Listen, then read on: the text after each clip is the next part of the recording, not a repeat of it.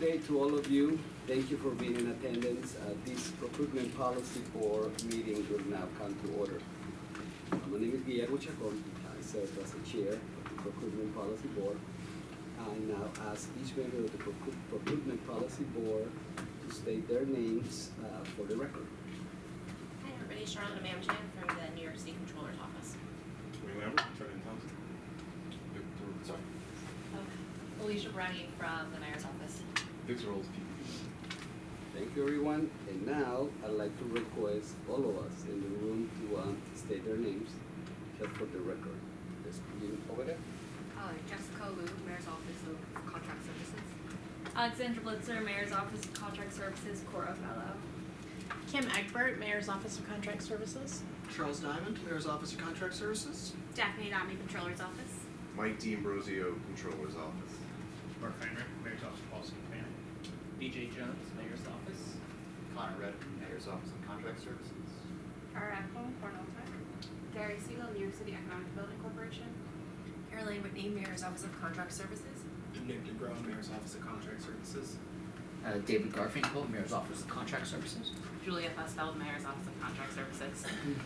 Thank you, everyone. Appreciate that. I believe we good. We have quorum. Now I ask, thank you, everyone. The purpose of today's meeting is to consider certain changes to the PPB rules. The first item on today's agenda is to vote on the adoption of changes of Section 3-02 T3 and 3-03J3 on the Procurement Policy Board rules. These rules change has gone through the requirements of the City Administrative Procurement Procedure Act, which is referred as CAPA. The rule change has been publicly noticed, providing the public the opportunity to comment and testify at the hearing. The public hearing was held on August 28, 2024.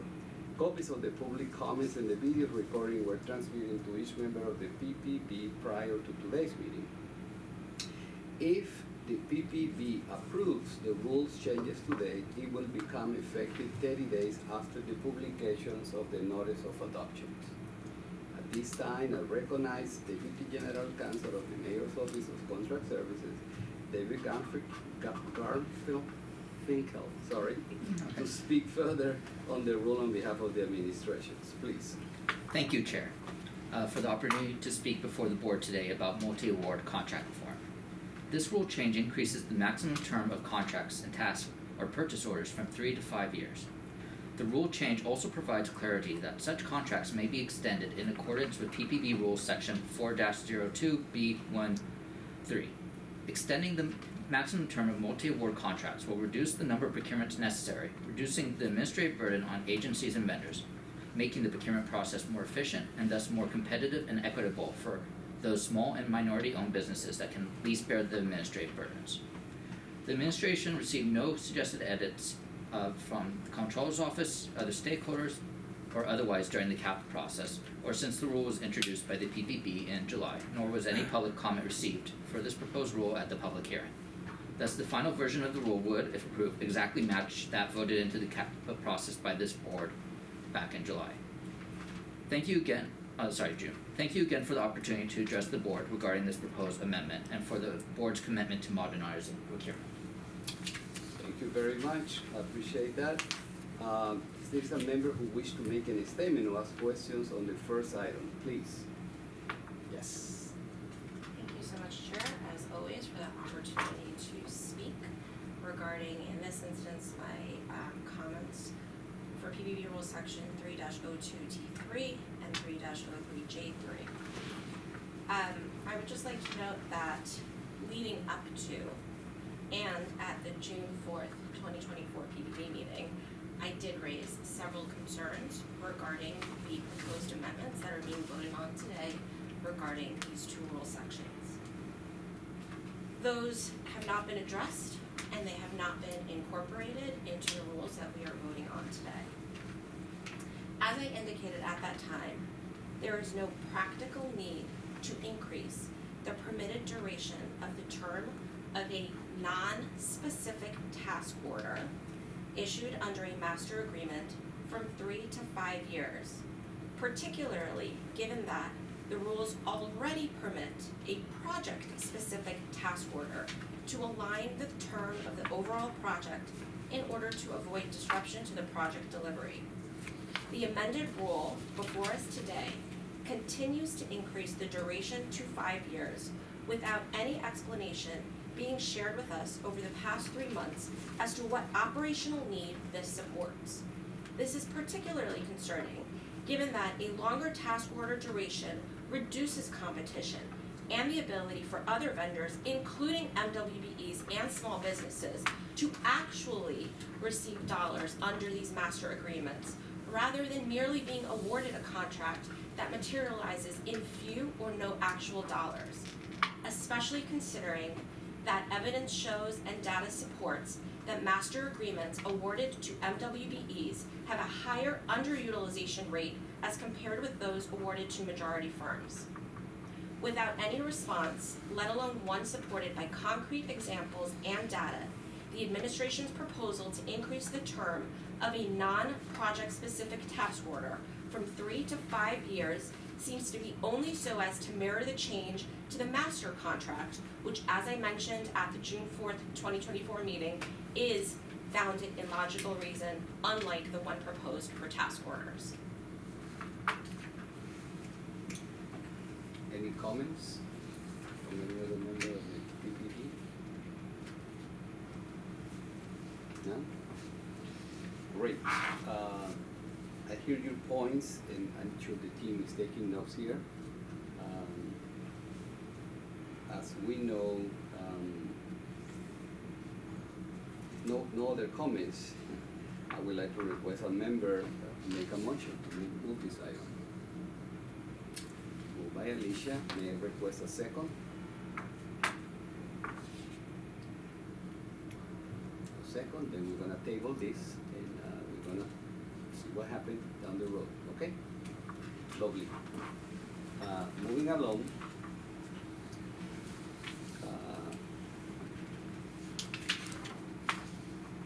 I will now ask each member, the second item in the agenda is to vote on the adoption of changes to section 3-11 of the PPP rules. This rule change has gone through the requirement of CAPA. The rule change has been publicly noticed, providing the public the opportunity to comment and testify at the past hearing. The public hearing was held on August 28, 2024. Copies of all public comments and the video recording were transmitted to each member of the PPP prior to today's meeting. If the PPP approves the rule change today, it will become effective 30 days after the publication of the notice of adoptions. At this time, I recognize Julia Fosfeld, lovely, of the Mayor's Office of Contract Services to speak further on the rule on behalf of the administration. Julia, please. Thank you, Chair, for the opportunity to speak before the board about these crucial and exciting reforms to Section 3-11 of the PPP rules, which govern demonstration projects. As you know, demonstration projects are, or at least are intended to be, the vehicle by which the city would pilot new technologies or approaches. However, as has been made clear by the New York report commissioned in 2022 as a collaboration between Governor Hochul and Mayor Adams, as well as the associated pilot New York City report developed in collaboration with the Economic Development Corporation and Cornell Tech, the current structure has failed to keep pace with the innovation sector. Despite being home to more tech-enabled startups than any city outside of the Bay Area, New York City lags woefully behind in taking advantage of innovations in government services. Indeed, as research from Cornell Tech shows, New York, like many other cities, suffers from what we call pilot purgatory, meaning even successful pilots often don't lead to the government procurement orders or necessary policy changes to allow for the efficient, large-scale adoption of new technology. This phenomenon is an urban analog to the better-studied Valley of Death, a euphemism for the Department of Defense's notoriously protracted procurement process, in which promising technologies often die during pilot phases. Pilot purgatory is particularly damaging to low-income, minority, and women-founded companies who face structural disadvantages in accessing private funding. Many of the early stage companies that make climate solutions, for example, still need to go through the process of trialing their products in the real world. Their interactions with the government will be characterized by big questions like where to open a factory and routine tasks like permitting. When rolling out new products, they'll need to have deep engagement with residents who may have hesitations. New York City has the opportunity to be a primary shaper in this complex but essential transition to the green economy, creating jobs and improving quality of life for frontline communities. Across the research outlined in the Pilot New York City report, researchers found that even the most sophisticated municipal innovation units tend to measure success by whether we achieved our near-term goals rather than an outcome-driven approach, which looks at long-term impact. Looking at outcomes would help increase accountability and ensure pilots are scaling. The changes proposed to PPB Rule 3-11 take significant steps toward reversing this pilot purgatory and reestablishing trust with the community of innovators in New York City and beyond. The proposed rule touches upon a variety of aspects of the current structure. In particular, it would first expand the use of the rule for dynamic new approaches to existing services, as opposed to limiting it to only new services that the city wants to offer. Currently, the rule only references new approaches to existing client services and limits the potential to test new approaches to other types of services that could also really benefit from novel solutions to intractable problems. Further, the proposed rule will remove language that insinuated that a contract to acquire more of the good or service tested in a demonstration project contract must be awarded competitively, and instead will clarify that such further acquisition must comply with a source selection method permitted under Chapter 3 of the PPB rules. Although this is currently the case, the reference language has caused confusion and a chilling effect on innovation. And third, the proposed rule would extend the maximum term for which an agency can extend a demonstration project with distinct and specific approval from the City Chief Procurement Officer from 1 year to 3 years. This change is in direct response to the findings of the New York report and the collaboration between EDC and Cornell Tech regarding the expectation value to innovators and the need to create a more realistic off-ramp for successful projects. While the Comptroller's Office suggested that such extensions be limited only to 1-year renewals, we believe that the expectation value to potential innovators is key to ensuring that the city can compete for the best solutions to our most difficult problems. Finally, the proposed rule will include language to specifically reference challenge-based procurement, which is a dynamic way of crafting solicitations so they define a challenge rather than prescribe a solution. This allows respondents to propose novel solutions gleaned from the private sector, an approach that agencies are already able to utilize, but its specific applicability to demonstration projects under Rule 3-11 is emphasized to further push the cultural change needed to fulfill the goals of the New York report and make New York City a hub for urban innovation. I'd also note that following feedback from the Comptroller's Office, we have revised sections of the rule voted into the CAPA process, including certain word choices to add clarity. However, certain suggested changes regarding shortening the potential extension time from 3 years to 3 individual 1-year renewals, as well as adding documentation requirements to be sent to the Comptroller's Office before the point of registration, could potentially dampen the benefits of setting expectations for potential innovators and making the city a more attractive business partner. However, we remain committed to working with the Comptroller's Office to ensure the best outcomes for both demonstration projects and challenge-based procurements more generally moving forward. I now want to turn it over to BJ Jones, Executive Director of New York at the Mayor's Office, for any further comment. Thank you, Julia. I'll just re-emphasize a few of the important points that you made in the interest of advancing procurement modernization, which is very exciting. As you had mentioned, a group of civic leaders and industry experts came together as part of the New York panel to help develop recommendations for the city to pursue to strengthen the economy in the wake of the pandemic, and that included a number of ways to advance future-focused and inclusive growth. Among those was making New York City the hub for innovation. And so flowing from that was this work that Julia referenced, led by Cornell Tech's Urban Tech Hub, NYC, EDC, MOX, and more, which involved a pretty robust effort to determine how best to do this. It included 9 months of research and collaboration, working with over 120 stakeholders, including government agencies, tech companies, nonprofit program operators, academics, and more. And this included comparing New York City's experience with best practices in other cities and the federal government. And so that's where this recommendation to pursue procurement modernization by codifying challenge-based procurements was recommended. We already heard about the many benefits of this, but I'll just emphasize a few. Challenge-based procurements will allow the city to engage service providers in a new, creative way. We'll focus less on asking them to provide specific prescriptive solutions and instead present challenges that the city is facing and allow potential vendors to propose what they think is the best solution, whether they are related to public safety, affordability, quality of life, and everything in between. All contracts that go through challenge-based procurements would still have to go through a competitive process, same approvals and registration process as traditional RFPs. However, challenge-based procurement can make it easier for small businesses and more MWBEs, as well as other vendors, to be paid for pilots and give the city more certainty than also show that if their pilot satisfies the publicly available criteria, their solution can then reasonably be deployed further and be effective. And finally, challenge-based procurement allows the city to leverage the expertise from our nonprofit and private sector partners better, as they can propose solutions and work collaboratively with us to solve the city's most vexing challenges, rather than putting the onus on the city to determine what the best solution is. Thank you. Nothing else, Julia? Thank you, Paul. Let me at this time request is a member who, from the PPB, who wish to make any statement or ask any questions on this particular item. Hello, my friend. Thank you, Madam You're Chair. welcome. You're welcome.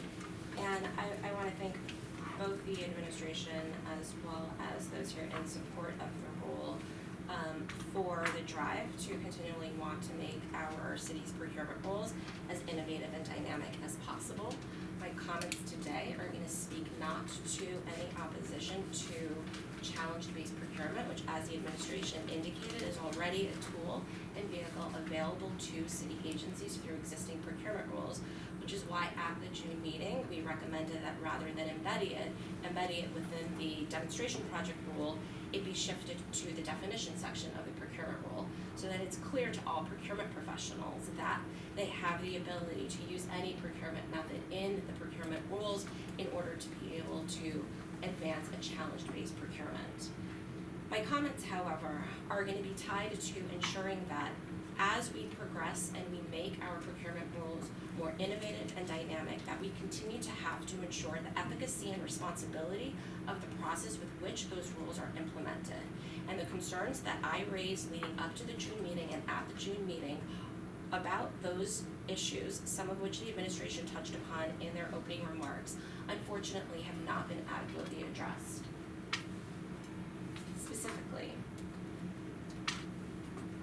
we previously raised that the amendment to increase the duration of an extension to a contract procured pursuant to Section 3-11 from 1 to a full year, 3-year term is problematic.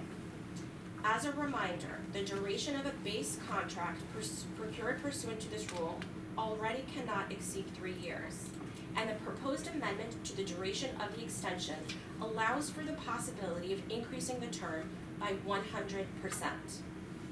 As mentioned previously, it may be conceivable that additional time is needed in order for an agency to assess the effectiveness of the demonstration project and to also complete a procurement should those services, goods, or approach be desired longer term.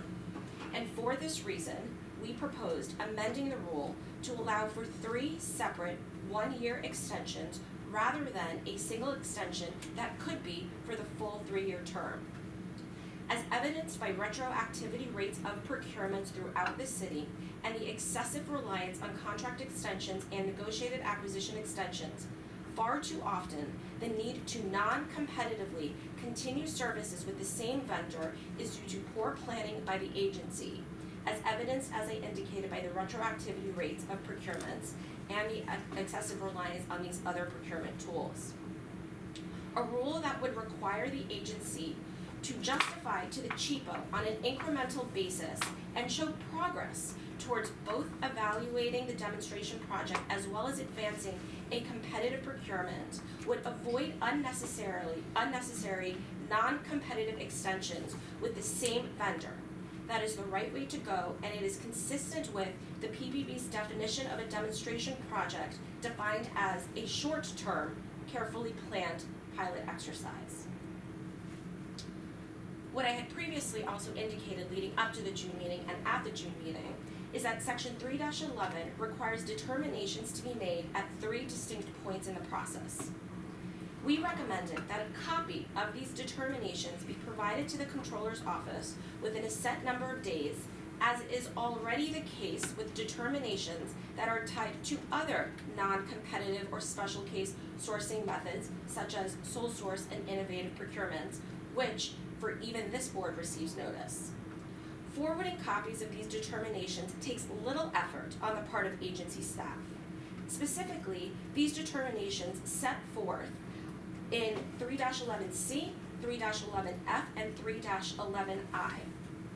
It is concerning that a copy of the determination setting forth the basis that the cheapo may agree to extend a demonstration project by up to 3 years, potentially 100% of the base contract term, would not be required to be made available to any oversight agency or the public at the time the determination is made, especially considering that the extension would also not require any public notice. Given that, as drafted, the extension would comply with the procedural requirements set forth in section 4-02 for contracts, which is currently used for every other contract that can only be extended for 1 year without requiring public notice. I do want to thank the administration for making edits to portions of the rule that clarified that if the agency determines the proposed approach, good or approach would be needed in the future, that they can do it using any competitive or non-competitive method that's set forth in the procurement rules. However, as indicated at the June meeting and leading up to it, the administration has also removed the important intent set forth in 3-11C5 that at the outset of the procurement, the agency shall make a determination that it has at least the intent to competitively procure the product, approach, or technology at the conclusion of the demonstration project. By removing this, it signals to agencies that it is no longer preferred that they should maximize fairness and competitiveness should the product, approach, or technology be needed.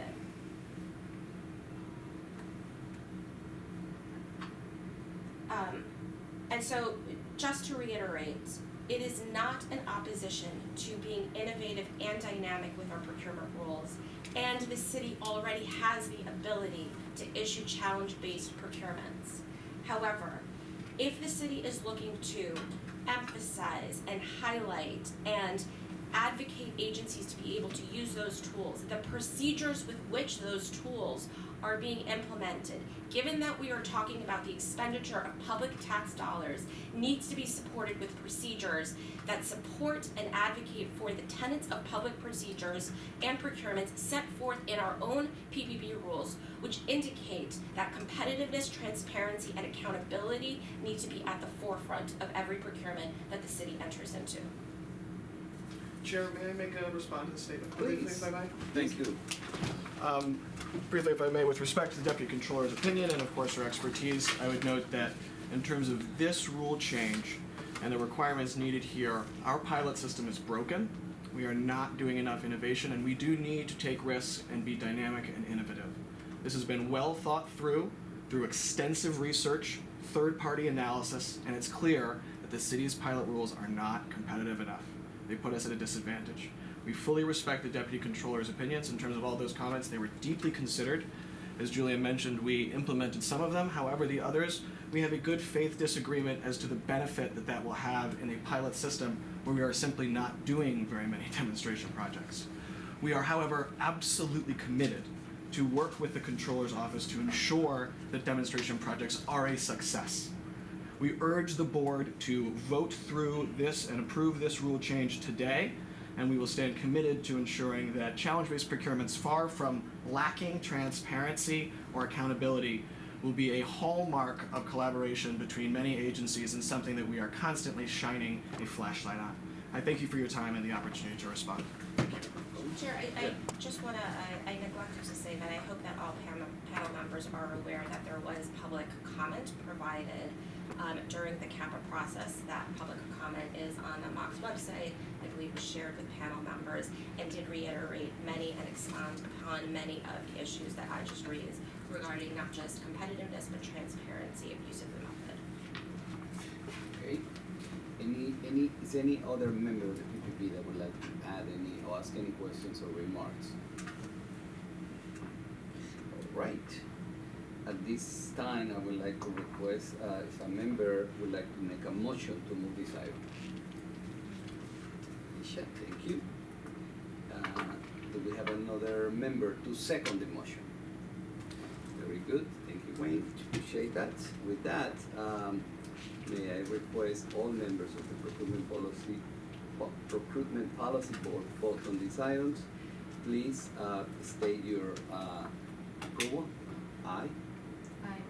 3 of them. Okay, very good. I will guess any abstentions? Any opposition? To the rule as drafted procedurally. Got. All right. Very good. Moving along. Thank you, everyone. I will now ask. So let the record show that we got 3 votes in favor and 2 against. The third item on the agenda is to vote on a new proposed rule change into the CAPA process.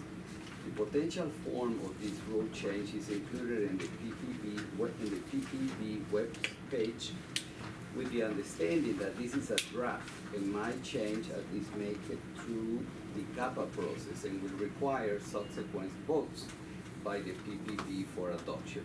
This item will be amend PPP Rule 1-01E, 3-02 B as boy 2I, 3-02E1, 3-02EIIF, 3-02E1II B as boy F, and 3-02K1, 3-02I1, and finally 3-02I2 to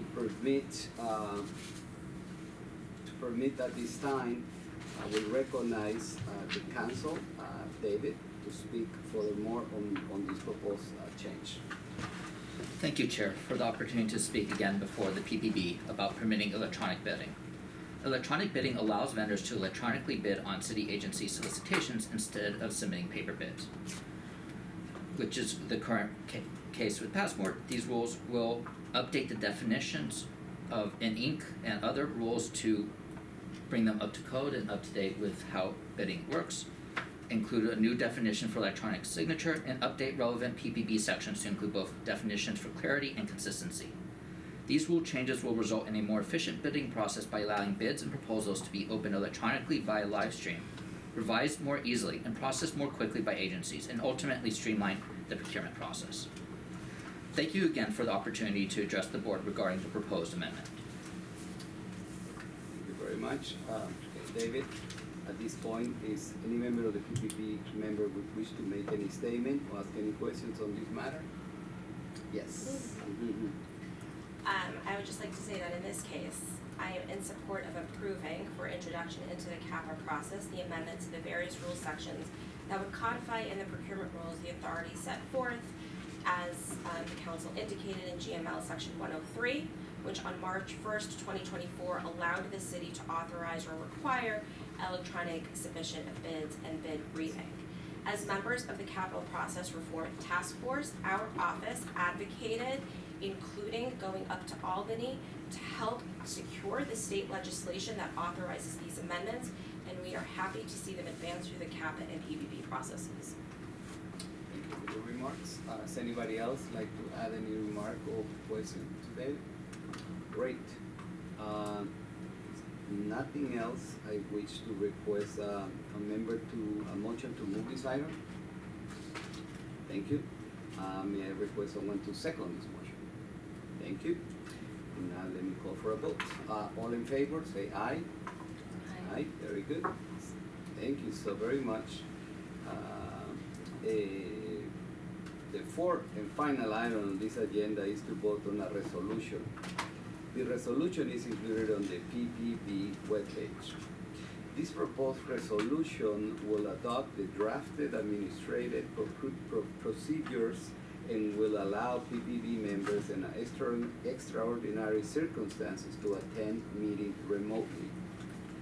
At this time, I recognize the Deputy Mayor Council of Mayor's Office of Contract Services, David. I'm gonna kill you again, your last name, brother, Garfield. Sorry. Garfinkel, like the singer, but without the you. Garfield. Beautiful. I love it. You told me that before. To speak further on the proposed resolution to serve as a clerk for the public hearing portion of this meeting on the resolution. David? Thank you, Chair. Amendments to the open meeting law permit attendance of public meetings remotely in extraordinary circumstances upon adoption of a resolution by the public body after a public hearing. Accordingly, this resolution adopts administrative procedures for the PPB, thereby promoting transparency and memorializing the PPB's procedures, and a resolution to allow for remote attendance. I will now read instructions for testimony. Anyone who wishes to testify must complete the form on the table by the door, which will be collected by my colleague. Only testimony regarding the proposed resolution and administrative procedures will be accepted. Thank you. Seeing as no forms were collected and no forms filled out, this concludes the public hearing portion of today's meeting. Thank you, Chair, again for this opportunity. Thank you, David. I'd like to request if any member have any questions or would like to add anything on this matter? No one? All right. May I request a motion to move this item? Sorry, which item? The resolution to adopt administrative procedures and remote. I was a little confused by the No, public apologies, comment. apologies. Yes. May I request a motion to move this item? Thank you. May I request a second? Thank you. Let me call for a vote. All in favor? Say aye. Very good. Thank you. No abstentions, no opposition. Fantastic. Let the record show that the number 4 item was adopted, and that completes the agenda. I will only ask, and I know it's the commitment for the amazing staff, follow up and do our best to catch up in the next meeting what we left behind today. And I'm sure it's the commitment from every member of this body to advance and make New York City number 1 across all issues, but especially about the procurement process. Thank you, everyone. Thank you, Chair.